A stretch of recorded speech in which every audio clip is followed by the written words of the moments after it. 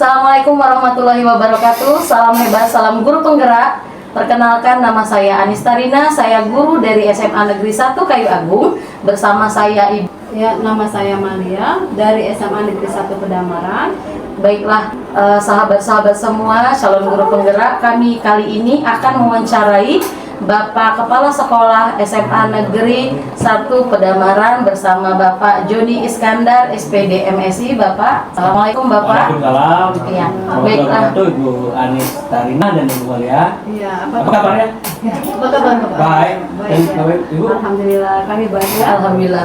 Iya, ini Bapak terkait mengenai pengambilan keputusan berbasis nilai-nilai sebagai pemimpin. Selama ini kan Bapak sebagai kepala sekolah di sekolah ini, bagaimana nih cara Bapak untuk mengidentifikasi kasus-kasus yang merupakan misalnya dilema etika atau bujukan moral? Adakah kasus-kasusnya yang merupakan dilema etika atau yang seperti bujukan moral? Oh ya, jadi pertama saya terima kasih atas kesempatan yang berbahagia ini dari Ibu. Kita banyak tentang dunia pendidikan. Jadi saya kira mungkin pertanyaan itu lebih mengarah kepada keputusan seorang pemimpin dalam konteks di dunia pendidikan. Iya, benar sekali Pak. Kan banyak, bisa di perusahaan. Ya. Saya yakin hari ini bicara tentang konteks pendidikan. Saya sebagai pendidik diberi tugas tambah sebagai kepala sekolah, itu betul sekali. Memang kepala sekolah itu selain dia harus memiliki kemampuan informasi, kemampuan berbicara, kemampuan yang lain, tapi yang lebih penting adalah ketika jadi pemimpin atau kepala sekolah, bagaimana dengan mengambil keputusan dengan tepat, baik dan benar, dan berimplementasi atau berdampak luas kepada pertama bisa terhadap siswa, terhadap guru, atau kepada stakeholder yang lain. Kira itu. Nah, kalau kita bicara konteks dilema etika. Nah, jadi kalau kita kaji dari aspek bahasa, ya, jadi dilema itu dua pilihan, etika moral. Kita bicara moral atau etika, jadi dua pilihan yang sulit tapi harus diambil. Kalau dalam konteks bahasa peribahasa, itu ada peribahasa makan mati bapak, tidak dimakan nanti mak. Tapi decision maker must be taken by the leader. Keputusan yang diambil. Sudah barang itu yang paling mendasar adalah kita lihat seberapa pentingkah keputusan. Yang kedua, seberapa mendesakkah, baru kita bisa mengambil atau menarik kesimpulan. Jadi saya perlu bertanya juga, mendesak pentingkah keputusan ini? Oke, baik Pak. Selama ini bagaimana Bapak mengenali atau mengidentifikasi dari kasus-kasus yang Bapak alami selama ini? Oh, ini dilema etika, oh ini bujukan moral. Seperti itu. Jadi begini, kalau dilema etika itu artinya etika itu benar, baik. Kalau dilema etika artinya keputusannya itu benar semua. Tapi kalau dia moral, berarti bujukan moral, berarti ada sesuatu yang membujuk dia untuk melanggar moral. Jadi pemimpin dihadapkan kepada baik dan tidak baik, atau benar dan salah. Nah, kalau konteksnya, contoh, kamu belum ada? Boleh. Aku pertanyaan berikutnya. Contoh aja nggak apa-apa. Misalnya dilema etika itu misalnya kita ini di sini pernah terjadi. Misalnya ketika berhadapan dengan proses hasil belajar seorang anak, kan seorang anak itu kan proses akhirnya naik dan naik. Nah, di satu sisi kita melihat SOP-nya standar operasional sistem dan harus hadir di sekolah asal-asal siswa itu 80%. Sementara anak itu tidak mencukupi. Dengan logika seperti itu, anak itu tidak bisa ikhlas. Nah, karena anak ini kita ingin lihat dari berbagai aspek sudut pandang. Ini perlu juga kita lihat dari aspek sosial, tidak saja dari aspek pendidikan, aspek psikologisnya. Kajiannya bisa kajian sosiologi, psikologi, bisa juga kita lihat dari aspek agama. Jadi kajiannya luas. Tidak bisa kita mengambil satu keputusan yang singkat, atau kalau dalam bahasa itu jump into conclusions, mengambil satu keputusan yang singkat tanpa berhitung yang matang. Kenapa? Kita mengkhawatirkan dampak jangka panjang. Boleh jadi dampak pendeknya mereka akan terima. Tiba anaknya tidak naik kelas, sebagainya. Tapi apakah kita pernah memikirkan bagaimana masa depan dia? Misalnya anak itu setelah kita gali secara kajian sosiologis ya, ternyata anak itu dibesarkan di lingkungan keluarga yang menuntut dia harus ikut atau membantu orang tuanya. Misalnya anak itu anak pertama dari 10 bersaudara. Disitulah karena dia anak pertama, orang tuanya sendiri itu memenuhi kebutuhan ekonomi keluarga itu sudah pasti akan mengalami kesulitan. Nah disinilah kepedulian anak pertama membantu orang tuanya, dan satu ketika dampaknya ada sering terlambat ke sekolah, atau tidak mengerjakan pekerjaan rumah, atau tidak memenuhi kebutuhan hafalan dan juga sekolah dari gurunya. Jadi akhirnya baik kehadirannya kurang, mungkin juga nilai-nilai sesungguhnya dalam belajar itu dia dapatkan tidak sesuai dengan harapan. Itu kalau kurikulum di Jawa itu tidak memenuhi KKM, sudah pasti ketika di momentum rapat kenaikan kelas ya, itu Anies dan ya, anak itu sulit untuk dinaikkan. Namun rapat itu kan bukan satu orang, rapat itu adalah kolektif kolegial, artinya masing-masing memaparkan kelebihan dan kekurangan. Jadi ada kajian mendalam. Kenapa? Karena akan berhubungan dengan seorang anak bangsa ke depan. Dan perlu kita ingat juga, kegagalan belajar itu tidak saja dilihat dari aspek nilai, aspek atau kurangnya kehadiran. Boleh jadi anak yang hadirnya kurang, tapi dia secara kualitas itu baik. Jadi banyak aspek. Nah disinilah saya kira perlu banyak tinjauan artinya membutuhkan orang lain. Boleh jadi rekan sejawat, boleh jadi orang tuanya, boleh jadi kita minta bantuan ahli-ahli pendidikan yang begitu mudah gitu. Atau bahasanya kita bisa memaksimalkan stakeholder sekolah. Mungkin itu. Baik Bapak.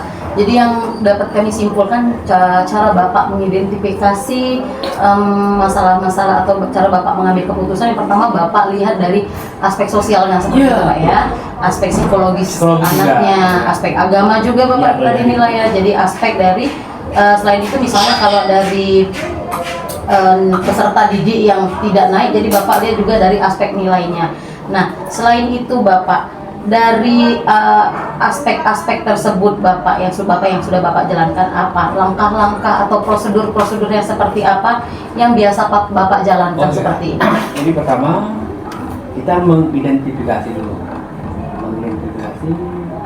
persoalan itu kita mengumpulkan data sebanyak-banyaknya yang akan mendukung hasil identifikasi kita. Kemudian kita membangun komunikasi juga dengan orang lain. Ini apa? Kalau tidak boleh dari pusat sendiri, dia perlu menanyakan dengan guru dekannya, dengan guru bidang studi yang bersangkutan.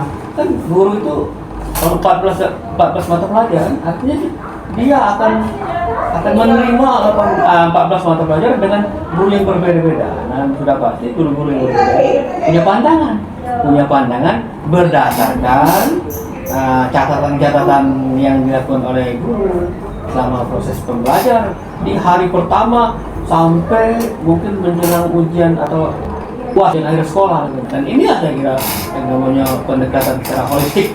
Kita butuh banyak tapi agak sulit atau kepala sekolah itu akan banyak mengeluarkan tenaga yang cukup menguras. Kalau 10 yang sama, nah saya kira ini satu challenge. Baik.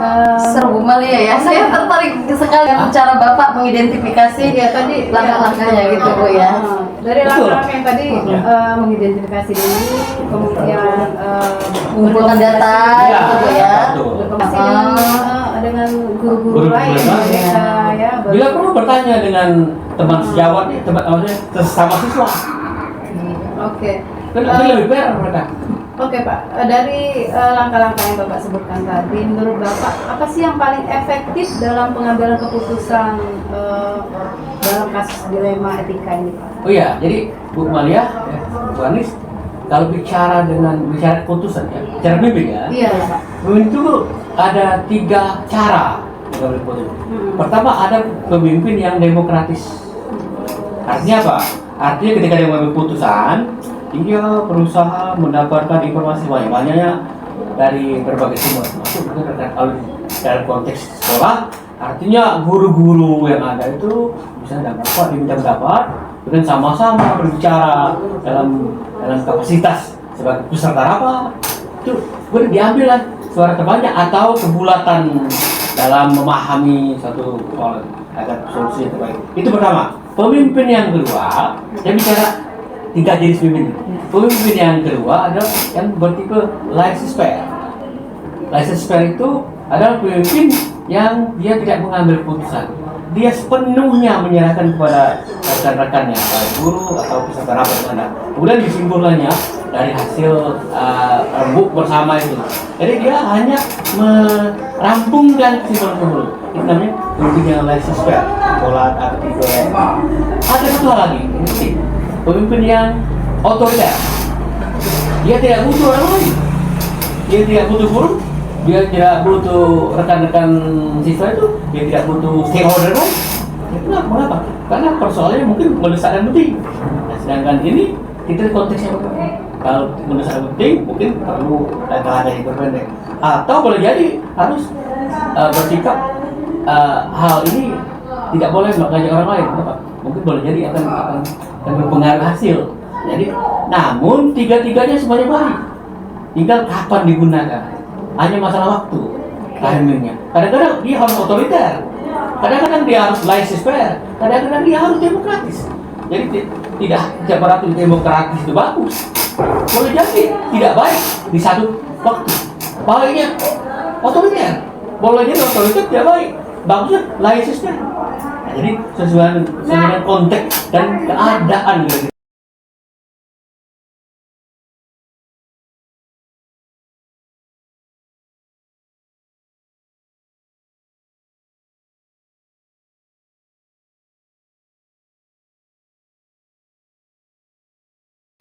Baik Pak, apa saja sih tantangan utama yang Bapak hadapi saat pengambilan keputusan itu Pak dalam dilema etika? Ya, jadi sudah pasti banyak tantangan-tantangannya yang kadang-kadang membuat kita ragu apakah kita bisa menyelesaikan tantangan ini baik. Ya, mungkin boleh jadi kurangan pengetahuan dan sebagainya. Namun kalau kita menolak tantangan itu, sudah pasti kita akan mengalami kemudahan. Yang paling penting adalah kita yakin bahwa tantangan itu akan membuat kita lebih baik. Tantangan itu akan membuat kita lebih maju. Tantangan itu membuat kita tidak bergerak di tempat yang sama. Tantangan itu membuat kita lebih maju. Itu artinya kalau konsep pendidikan, pengetahuan kita akan berkembang. Ya, kemudian aksi-aksi kita akan pertama banyak. Mengapa? Karena kita dituntut untuk bergerak. Nah, jadi intinya tantangan itu harus kita yakini merupakan sesuatu yang baik bagi dunia pendidikan khususnya. Oke. Tadi masalah kekurangan pengetahuan ya Pak ya tadi. Iya betul. Biasanya ya kan yang Bapak alami itu kalau kasus dilema etika itu kan menghadapi sesuatu yang misalnya kasus yang benar, ya dua kepentingan ya yang sama-sama benar, ya yang sama-sama benar kan. Ketika Bapak harus memilih yang mana sih yang mau diambil seperti itu dari dua kepentingan tadi, itu biasanya itu tentang apa sih yang Bapak rasakan? Misalnya yang sering terjadi. Iya. Itu menghadapi siswa yang bermasalah. Misalnya di dalam proses KPM itu kan siswa itu wajib hadir 85% hadirnya per semester per tahun, dan ini merupakan satu prasyarat untuk anak itu bisa naik jenjang kelas ke berikutnya. Nah, sementara itu tidak terpenuhi. kalau kita lihat anak itu secara dari satu sisi, ya hanya kehadiran, dan mungkin boleh jadi juga nilainya kurang, sudah pasti ada tidak naik kelas.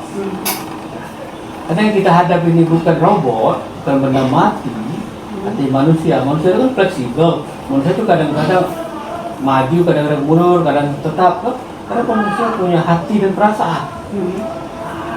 Perasaannya itu menentukan apakah dia harus ke sekolah atau tidak. Kenapa? Boleh jadi itu adalah akumulasi daripada aktivitas-aktivitas kehidupannya di rumah. Kan kalau kita bicara konteks pendidikan itu ada tiga sentrum pendidikan. Pertama, sentrumnya warga. Yang kedua, sekolah. Yang ketiga, masyarakat. Nah, jadi sekolah itu hanya salah satu. Yang pertama, rumah tangga atau keluarga. Jadi boleh jadi anak itu memang dituntut sebagai pembantu atau penopang kebutuhan keluarga. Jadi dia harus bekerja untuk orang tuanya. Kalau tidak untuk orang tuanya, mungkin adik-adiknya disamakan. Kebetulan dia punya saudara banyak. Makanya ya saudara banyak, artinya butuh dana yang besar. Orang tuanya bekerja sendirian. Ibunya mungkin sakit. Setelah kita pelajari jauh, dia akan sulit untuk memenuhi kriteria anak yang pintar, yang paham dengan apa yang diajarkan oleh guru, kehadirannya penuh di atas 80%. Nah, disinilah dilemanya Bu Anis, Bu Malia. Jadi anak itu kita tinjau juga dari aspek sosial, ekonomi masyarakatnya, keluarganya. Jadi secara psikologis juga berpengaruh. Anak ini seandainya tidak naik kelas, karena sudah pasti kalau SOP syarat-syarat kenaikan kelas itu sudah tidak bisa dipenuhi. Tapi secara psikologis boleh jadi kita akan berdampak panjang. Jadi kejiwaan, boleh jadi anak itu akan putus asa. Kenapa? Karena dia merasa punya mimpi yang akan dia wujudkan jika dia ke sekolah. Jadi pendidikan itu salah satu yang akan mewujudkan mimpi-mimpinya. Menjadi apa? Dan bisa membantu orang tuanya, membantu adik-adiknya yang banyak. Nah, di satu ketika dia tidak bisa melanjutkan. Ini boleh jadi juga akan membuat dia down, stres, dan tidak mau lagi sekolah. Kalau gitu dia berkesimpulan, pendidikan itu tampaknya kejam sekali. Bahkan lebih kejam daripada ibu kota. Bahkan lebih kejam daripada ibu kita. Jadi tergantung keadaan dan situasi kejiwaan dari anak tersebut. Jadi guru BK ini tidak saja melihat hanya hitam di atas putih, atau membandingkan seorang dengan lain, atau bahasa sekarang itu apple to apple. Iya. Apple to apple kan tidak. Jadi ada banyak hal yang perlu dikaji lebih mendalam. Itulah kelebihan guru, karena guru menghadapi benda hidup dan benda mati seperti robot dan sebagainya. Apa? Mengapa? Karena manusia. Jadi seperti itu. Jadi dituntut langkah-langkah panjang dan mendalam. Dan guru saya kira sudah tidak asing lagi tuh, karena guru mengalami proses pendidikan yang cukup panjang. Mungkin boleh jadi 9 semester, 10 semester, dan itu sendiri membuat dia matang ketika berkeputusan yang harus memakan waktu dan menguras tenaga. Iya, jadi Pak ya. Jadi Bu Malia, kata Bapak ini tadi, jadi tantangan itu Bu Malia buat kita lebih baik gitu Pak ya, buat kita lebih maju, buat kita lebih berkembang. Selain itu, yang faktor-faktor atau yang mempengaruhi mengambil keputusan gitu Pak ya. Jadi Bapak tadi sudah menyebutkan keluarga, gitu, Pak ya, rumah tangga, ada sekolah gitu Bu Malia ya, ada masyarakat. Masya Allah sekali Bapak ya. Nah Itu tadi ada unsur belas kasihannya ya. Iya tuh, tantangannya ada ya, kasihan. Kan kita kan manusia itu kan harus ada empati. Iya. Jadi ya kalau kita berpijak pada olah ya, yang sering kita pahami hanya olahraga, bergerak sedang pagi. Yang kedua, olah pikir dengan belajar banyak literasi. Tapi sebenarnya kita butuh satu lagi, olah hati. Iya. Ya, olah hati itu berarti kayak sympathy, sign of crisis, sign of social. dan sebagainya. Yang Iya. berhubungan dengan hati itu akan menghasilkan satu perasaan. Termasuk kan rasa kasihan. Iya. Masa kita tidak kasihan? Anak manusia deh, guys. Ya, bukan anak kucing. Sudah? Aku balik dulu nih. Iya. Oke. Baik Bapak, ini mungkin sesi yang terakhir Bapak. Iya, Jadi silakan. dari yang Bapak jelaskan tadi sudah banyak Bapak jelaskan dan sudah kami simpulkan seperti itu Pak. Ini pelajaran apa nih Pak? Apa yang Bapak simpulkan? Pelajaran apa yang dapat Bapak ambil selama Bapak mengambil keputusan dalam menghadapi dilema etika seperti itu Bapak? Ya, pelajarannya yang jelas kita harus berani mengambil keputusan dengan menerima segala konsekuensinya. Oke. Ya, itu lebih penting. Jadi kuncinya daripada berani. Kenapa? Kalau kita tidak berani, nanti saya contohkan, misalnya kita mau hari ini, kelihatannya dua, dilema nih. Kita capek ya, Bu Maria. Artinya kita lebih baik tidur kan. Tetapi kita juga harus pergi ke suatu tempat kan? Karena kita sudah ada janji dengan rekan guru yang lain akan membahas sesuatu yang luar biasa atau apalah yang penting masih walaupun masih berkaitan lah berkaitan pendidikan. Apa yang kita lakukan? Seandainya kita tidur, karena memang tuntutan tubuh kita capek, kita harus tidur. Tetapi kita akan merugikan teman kita. Tetapi kalau kita memilih menemui teman kita, risikonya apa? Kondisi tidak fit, mungkin teman yang akan kita temui tadi akan malu juga. Biasanya kita ceria karena kondisi capek, kita banyak latihan dan sebagainya. Hanya bisa jadi muncul miskomunikasi. Apakah ya mungkin berpikir apakah teman saya ini tidak senang lagi dengan saya, sehingga kelihatan sekali dari raut wajahnya, body expressionnya, dari gaya berjalannya, padahal capek dan sebagainya. Nah ini dilema, ini contohnya. Tetapi itu bisa diminimalisir. Bagaimana caranya? Kalau kita tidak tidur, kita ceritakan apa adanya. Kita harus berani menceritakan bahwa sebenarnya saya ini tidak mau bertemu hari ini, saya mau tidur. Padahal saya capek. Insya Allah tidak akan menimbulkan suatu kesimpulan yang benar. Oh, kalau begitu, silakan kita tunda saja pertemuan hari ini. Artinya dua-duanya berjalan. Kita pulang cepat dan tidur, dan sahabat kita tidak menganggap kita bohong atau munafik atau tidak tepat janji dan sebagainya. Jadi kata kuncinya bangun komunikasi dengan baik. Oke. Tadi berarti pelajaran yang Bapak ambil itu harus berani mengambil Iya, keputusan. betul. Berani, Bu Malia, Ya. jujur, Jujur. gitu ya. Ya. Terus komunikasi yang baik, Ya. terus Oke. berani mengambil konsekuensinya. Iya, benar, tapi ya, harus itu. Benar sekali. Baik. Gimana Bu Malia? Seru ya perbincangan kita siang hari ini. Oke, tadi sudah ditanyakan ya yang membantu Bapak dalam mengambil keputusan. Iya, Bapak tadi sudah menjawab, ada sekolah gitu ya, ada Iya. masyarakat, Iya. terutama sekali keluarga gitu Pak ya. Guru-guru kita, Guru-guru kita juga rekan gitu. sejawat. Iya. Baik. Malia. Oke Pak, mungkin itu saja untuk wawancara kita Iya. ya Pak ya. Terima kasih banyak Bapak atas ilmunya, Iya, mungkin lebih sama-sama. tepat ilmu nih dari kami. Saya juga banyak belajar. Iya. Saya banyak belajar di dengan Ibu Ani, Iya. dan Malia. Jadi saya berharap pembelajaran ini akan berlanjut dengan jalan apa? Kita akan bicara lagi hal-hal yang lain yang lebih intens lagi. Tapi dalam koridor dunia pendidikan. Iya, kami sebenarnya sangat senang sekali loh Pak menerima ilmu yang Bapak bagi. Nanti kami akan ajak lagi Bapak seperti Pak ya, komunikasi lagi, kita berbincang lagi gitu Pak ya, dengan tema atau materi-materi pendidikan yang lainnya. Iya, Pak, ya. iya. Baik Bapak, mungkin itu saja sesi wawancara kita kali ini. Mohon maaf Bapak apabila kami ada salah kata, Iya. salah ucap, sama-sama. salah tingkah laku kami mohon maaf. Terima kasih atas waktunya. Iya, sama-sama. Ya, kami akhiri Bapak. Wassalamualaikum warahmatullahi wabarakatuh. Iya. Baiklah teman-teman, itulah tadi wawancara kami dengan Bapak Joni Eskandar, SPD MSI mengenai pengambilan keputusan berbasis nilai-nilai sebagai pemimpin.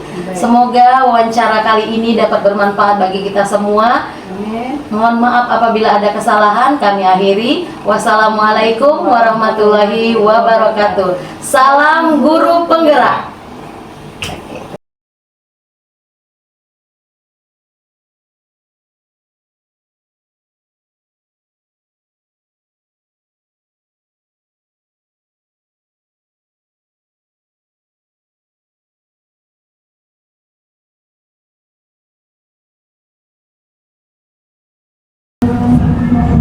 Assalamualaikum warahmatullahi wabarakatuh. Hai sahabat-sahabat semua, apa kabarnya hari ini? Kali ini saya Anis Tarina, guru dari SMA Negeri 1 Kayu Agung bersama teman saya. Nama saya Maria dari SMA Negeri 1 Pedamaran dan Saya Wahyudi dari SMP Negeri 6 Kayu Agung. Ya, kali ini kami akan mewawancarai Kepala Sekolah SMA Negeri 1 Kayu Agung bersama Bapak Dr. Andes Mahrus MPDI. Kali ini kami akan mewawancarai mengenai pengambilan keputusan berbasis nilai-nilai sebagai pemimpin. Baik Pak Mahrus, apa kabar Pak Mahrus hari ini? Alhamdulillah luar biasa baik. Iya, alhamdulillah Pak ya. Kita sudah dapat silaturahmi lagi gitu Ya. Pak. Jadi kami calon guru penggerak ini ingin bagaimana sih cara memimpin seorang pemimpin Bapak di sekolah ini. Yang pertama mungkin Pak Wahyudi silahkan deh Pak. Baik, izin Pak Mahrus sebelumnya selama ini Pak kira-kira bagaimana Bapak dapat mengidentifikasi kasus-kasus yang merupakan dilema etika atau dudukan moral Pak? Terima kasih ya. Jadi masalah yang timbul kadang-kadang di luar dugaan kita. Kemudian sudah barang tentu kita harus pandai memilah mana masalah yang prinsip, yang urgen, kemudian mana yang berskala pendek dan skala panjang. Karena kadang muncul masalah itu bisa saja terjadi oh ini cukup diatasi seketika saja, kurang begitu punya dampak, tapi bisa saja itu masalah timbul ada dampak yang lebih luas dan dampaknya panjang. Nah ini perlu kita sikapi dulu, kita inventaris masalah-masalah itu, dan kemudian kita bicarakan secara bersama dengan stakeholder yang ada di sekolah, baik itu dengan para wakil, dengan BK, dengan dewan guru, bahkan untuk berikutnya juga dengan masyarakat dalam hal ini adalah sekolah. Jadi Bapak tadi cara mengidentifikasinya itu berdasarkan mana yang urgent Pak ya, mana yang mungkin ada masalah prinsip, apakah skalanya itu Benar. Pak ya. Baik, oke Pak. Kalau begitu yang sudah Bapak lakukan selama ini, bagaimana sih Bapak menjalankan pengambilan keputusan di sekolah yang Bapak ini? Karena untuk kasus di mana ada dua kepentingan yang sama-sama benar atau sama-sama dengan nilai-nilai kebajikan. Ya gini, kembali kepada karena kita ini punya aturan berkaitan dengan sistem kerja ya. Dan ada lagi yang disebut dengan moral atau etika. Kadang-kadang aturan itu menghendaki bahwa kita harus berbuat begini. Akan tetapi secara etika, secara moral mungkin nggak bisa dilakukan. Nah inilah gunanya kita memilah dulu. Ini kita bicarakan dengan kawan-kawan stakeholder karena ini sama-sama memiliki kepentingan. Tapi yang lebih masalah itu lebih berdampak yang luas itu yang mana gitu. Sehingga nanti setelah kita bilang memang yang lebih kuat mana dan mana yang lebih ringan, kita harus dengan kawan-kawan bahwa kalau itu terjadi kita putuskan yang ini, berarti yang menanggung bukan hanya kepala sekolah saja tapi seluruh yang bersama. Iya, itu gunanya bahwa kita sekolah ini bukan milik kita, sekolah itu adalah milik kita bersama, bukan milik saya itu ya, tapi milik kita bersama semua yang ada. Makanya pengambil keputusan memang ada di kepala sekolah, akan tetapi yang mendukung ini akhirnya juga bukan dari kepala sekolah, sehingga nanti apa yang kita lakukan didukung oleh semua stakeholder yang ada di sekolah. Baik Bapak, jadi terkait bagaimana Bapak tadi menjalankan cara Bapak mengambil keputusan gitu Pak ya. Bapak pertama memilah dulu gitu Pak ya, memilah terlebih dahulu mana yang berdampak ringan, yang berat, terus ada lagi dukungan dari masyarakat lingkungan sekolah seperti itu Pak ya. Nah dari Bapak menjalankan keputusan, mengambil keputusan gitu Pak ya, langkah-langkah apa gitu Pak, atau prosedur seperti apa yang Bapak biasa lakukan selama ini Pak? Prosedur yang kami lakukan itu dari awal kita benar tidak identifikasi dulu masalahnya, kemudian kalau toh masalah itu menurut kami itu nggak begitu biasa-biasa saja dan bisa kami lakukan dengan cepat oleh kami sendiri. Contoh misalkan, contoh kecil, di situ ada sampah, kami misalkan lakukan itu dengan tangan sendiri bisa, ngapain harus kereta? Nunggu kereta ini nggak usah lah. Nah, tapi kalau masalah itu serius dan perlu tidak hanya bisa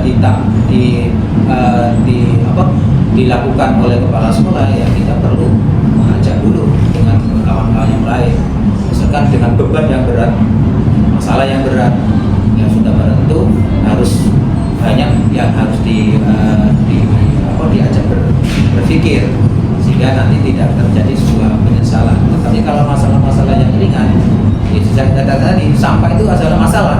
Tapi dengan jumlah yang sedikit itu, tapi kalau setumpuk, nggak mungkin kepala sekolah untuk mengangkatnya sendiri kan? Nah, itu mungkin yang perlu dibicarakan dengan yang lain.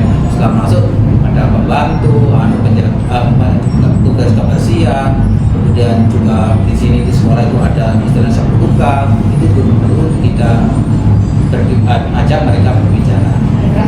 Iya.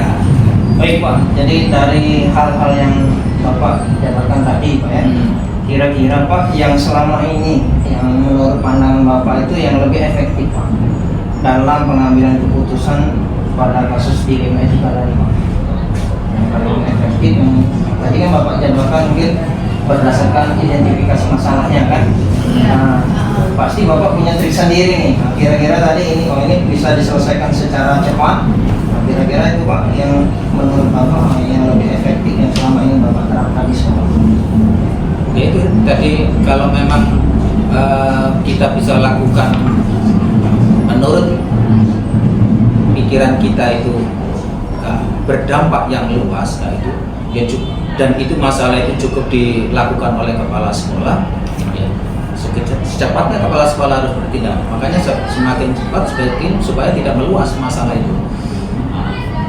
Kemudian yang lebih urgen lagi adalah bagaimana masalah itu kalau memiliki dampak yang luas, kemudian kita masih ragu-ragu, atau dua pilihan yang seperti dikatakan tadi, dua pilihan sama-sama berat kan gitu ya.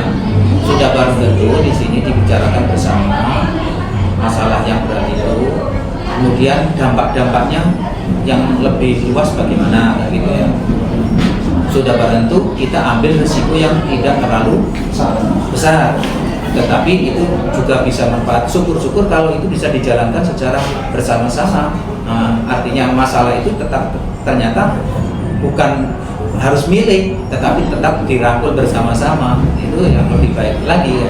Tapi kalau sampai puncaknya itu nggak bisa dipilih, ya harus dipilih mana yang lebih skala prioritas. Iya, benar. Oke, baik. Jadi Bapak tadi kalau ngambil keputusan itu lihat apakah tadi berdampak luas atau tidak, kemudian risikonya kira-kira itu besar atau tidak ya Pak ya? Iya. Oke. Kalau begitu Pak, apa sih tantangannya dalam yang sering Bapak hadapi selama ini dalam mengambil keputusan tersebut? Apalagi mungkin yang saya kata Bapak tadi, sama-sama ada yang sama-sama urgen, sama-sama mungkin sama-sama penting ya. Nah, seperti itu. Tantangannya apa sih? Tantangannya gini, yang kita lakukan itu kadang-kadang antara teori dengan praktek tidak sesuai. Contoh, kami harus mengajak kawan-kawan, terutama para wakil, kan, ya, yang bersangkutan mungkin ada kepentingan lain, ada di tempat lain, dan itu juga merupakan pekerjaan yang harus dilakukan. Contoh, saya harus mengajak, ternyata dia melaksanakan ulangan harian, nah kan susah juga kami. Berarti mengumpulkan orang itu tidak semudah apa yang kita bayangkan, kayak itu.